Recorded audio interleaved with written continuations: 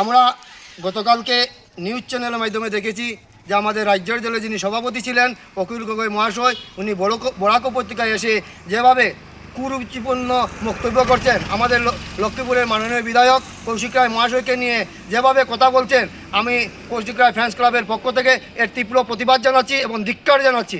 আমি কৌশিক রায় ফ্রেন্ডস ক্লাবের পক্ষ থেকে ওনাকে সতর্ক করে দিতে চাই যে বরাকে এসে এ ধরনের মন্তব্য না করার জন্য, নাহলে পরিস্থিতি ভয়াবহ আকার ধারণ করবে।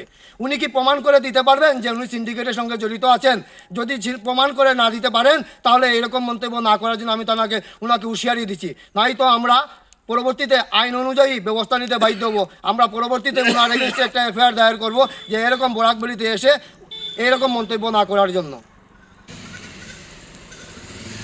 রাজ্যের দলের সভাপতি অখিল গগৈ মহাশয় বরাক সফরে এসে যেভাবে অবাঞ্ছিত কথাবার্তা বলছেন, এখানে আমাদের শ্রদ্ধেয় লক্ষ্মীপুর সমষ্টির বিধায়ক মাননীয় কৌশিক রায় মহাশয়ের বিরুদ্ধে যেভাবে মিথ্যা ডাহা কথা বলছেন, অবাঞ্ছিত অযৌক্তিক কথাবার্তা, তিনি অখিল গগৈ একজন মিথ্যাবাদী প্রবঞ্চক, বরাকে এসে কুরুচিপূর্ণ বক্তব্য করছেন, যাহা অতি নিন্দনীয়।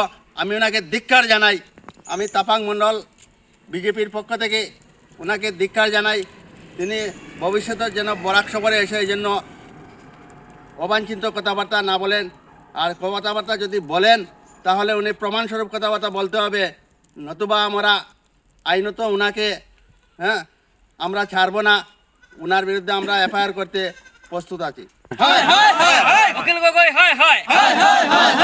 কংগ্রেস গগৈ মুর্দাবাদ, কংগ্রেসের দালাল অখিল গগৈ মুর্দাবাদ, কংগ্রেসের দালাল অখিল গগৈ মুর্দাবাদ, কংগ্রেসের দালাল অখিল গগৈ মুর্দাবাদ।